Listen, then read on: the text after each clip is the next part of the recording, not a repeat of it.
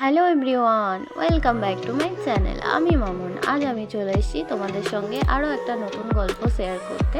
তো দেখতে থাকো কেমন লাগে আমার ভিডিওটা।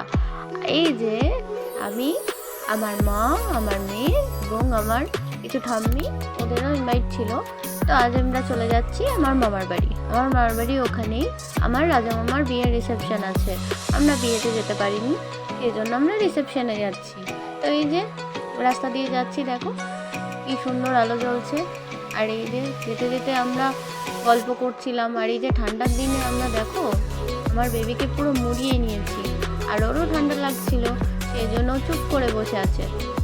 এই দেখো আমি সেজে নিয়েছি, দেখো আমার মেকআপটা কেমন লাগছে। আমি যদিও মেকআপ খুব একটা করি না, কিন্তু আজকে মামার বিয়ে বলে কথা, রিসেপশন, তো সেই জন্য আমি আজকে মেকআপ করে নিয়েছি। আর খুব এক্সাইটেড আছি, অনেক দিন পর মামার বাড়ি যাচ্ছি এবং ওখানে গিয়ে সবার সাথে দেখা হবে, আমার মাসিদের সাথে। ওরা আমার পুরো মাসি কাম বান্ধবী বলা যেতে পারে। তো বয়সে অনেকে বড় আছে, কিন্তু আমরা সব ফ্রেন্ডের মতো ছিলাম, মেয়েদের জীবন যা হয়। আর এই যে আমার নতুন মাইমণিকে আমি ছবি তুলে নিয়েছি, জানি পরে আর চান্স পাবো না। আর এই যে এখানে আমি নিজেকে দেখাচ্ছি, দেখো কেমন লাগছে, কমেন্টে জানিও। আর যদি আমার এই ভিডিওগুলো তোমাদের ভালো লেগে থাকে, অবশ্যই লাইক, কমেন্ট এবং শেয়ার করে দিও। আর চ্যানেলে যদি তোমরা নতুন বন্ধু হয়ে থাকো, অবশ্যই চ্যানেলটি সাবস্ক্রাইব করে দিও। আর এই যে আমার ফটো সেশন আর শেষ হচ্ছে না, দেখে নাও। আর প্রচুর ভিড় হয়ে গেছিলো। আর এটা হলো মামার শ্বশুরবাড়ি থেকে এই ঘাটটা দিয়েছে। আমার মা এখানে গল্প করছে আমার দিদার সাথে। আর এই যে এই ড্রেসিং টেবিল, আলমারি, এগুলো দিয়েছে, কি ভালোই না লাগছে। পরে ওরা আরও গুছিয়ে নেবে সুন্দর করে, খুব সুন্দর হয়েছে জিনিসপত্রগুলো। আর এই যে আমাদের নতুন মামিকে কেমন লাগছে তোমরা জানিও। আর আমার মামি খুবই মিষ্টি। আর এটাই যেখানে বসার ভেন্যু ছিল, সেখানকার ডেকোরেশনটা দেখো। আর এখানে কফি স্টল, আর ওদিকে ফুচকা। আর এই যে একটা ছোট্ট খুদের সঙ্গে দেখা হয়ে গেছে, এ হলো ওর মামার বাড়ি, আবার আমাদের বাড়ির এখানে। তো এখানে আমরা দেখো, আমি তো ফুচকা টুচকা খাইনি, কফিও খাইনি, আমার মেয়ে খেয়েছিল। এই দেখো বিয়ের গেটটা জাস্ট দেখো, ওদের খৈদানের মুহূর্তগুলো দিয়েছে। আর এখান থেকে লাইটিং শুরু হয়েছে, আর এখানে ফুলের গেট করা হয়েছিল। তো এখান থেকে আমি ফুটেজটা নিয়েছি। এই যে দেখো কত সুন্দর লাগছে, বিয়েবাড়িতে যতই খারাপ সাজাক না কেন খুব ভালো লাগে। আর এই যে আমার দাদু, এটা হলো আমার মায়ের মামা। আমার মায়ের মামারা 6-7 ভাই আই থিঙ্ক, কিন্তু তার মধ্যে সবাই মারা গেছে, শুধু এই ছোট দাদুই বেঁচে আছে এবং স্ট্রংও আছে। তো আমার দাদু খুব ভালোবাসে। যখন মামার বাড়ি থাকতাম, ওখানে সবাই আমাকে খুব খুব প্যাম্পার করে, কারণ আমি মেয়েদের মধ্যে সবার বড় নাতনি। তো এই যে দেখো এখানে একটা মেসোমশাইয়ের সঙ্গে দেখা হয়ে গেল, তো খুব আনন্দ লাগছিল। আর আমি চলে এসেছিলাম তাড়াতাড়ি খেতে, কেননা আমার মেয়ে ও তাড়াতাড়ি খেয়ে নেয়, এবার বাড়িও ফিরতে হবে। এই যে আমার ভাই আর আমি খেতে বসে পড়েছি, সঙ্গে আমার মেয়ে এই যে বসে পড়েছে। এবার আমরা তাড়াতাড়ি খেয়ে নিয়ে বাড়ি চলে যাব। আর মনে তো হচ্ছে না যে বাড়ি চলে যাই। আর অনেকদিন পর সবার সাথে দেখা হয়ে খুব খুব খুব ভালো লেগেছে। এটা হলো খাবার যেখানটা প্যান্ডেল করা হয়েছে, সেটাই ছাদের ওপরেই প্যান্ডেল করা হয়েছিল। দেখো প্যান্ডেলটাও খুব সুন্দর করেছিল। জয়েন্ট ফ্যামিলি হওয়াই একটা খুব ভালো ব্যাপার। তো এই যে প্রথমে আমাদের জল দেওয়া হয়ে গেছে, তারপরে দিয়ে দিয়েছে থালা, লেবু, আর এখানে সল্ট তো রাখাই ছিল, আমি নিয়ে নিয়েছিলাম। আর আমি নুন ছাড়া একদম ভাত খেতে পারি না, তো সঙ্গে আমার মেয়েও নিয়েছে, কিছু তো খাবে না, নিয়েছে। যে স্যালাড দিয়ে দিয়েছে, এরপর দিয়ে দিয়েছে ডিমের ডেভিল।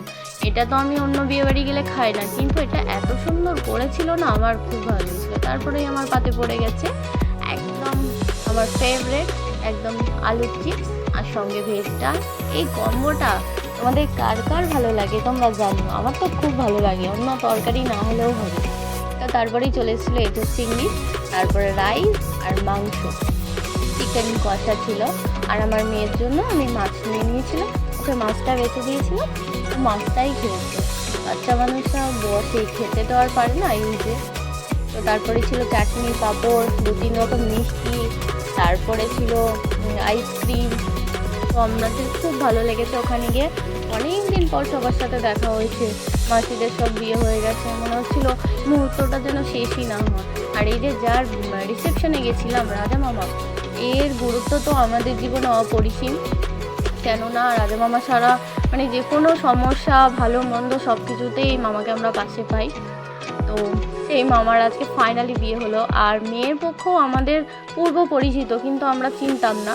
এখন বিয়ে হওয়ার পর আমরা জানতে পারছি যে আমার মাদেরই রিলেটিভ ছিল। তো খুবই ভালো লাগলো। আমরা আবার একটু দাঁড়িয়ে গেলাম, কারণ ওই যে মাইমার মা আমাকে ছোটোবেলায় দেখেছে, দেখার জন্য বড় হয়ে দেখেনি। তো বড় হয়ে দেখলো, বলছিল যা পরে যে আমি অনেক বড় হয়ে গেছি, সুন্দর হয়েছি অনেক। তো সঙ্গে মেয়েকেও দেখলো।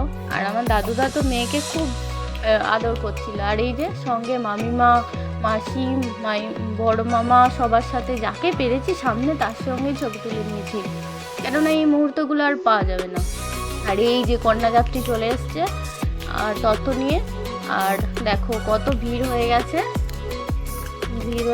আর এই যে এটা হলো বড় মাইমা, আর এই এটা বড় মাইমা, আর এটা আমার একটা পিসিমণি, পূজা পিসি। আর এই যে তত্ত্ব চলে এসছে দেখো, এগুলো দেখতেই আমার খুব ভালো লাগে, মনে হয় এরকমই প্যাক করা থাক।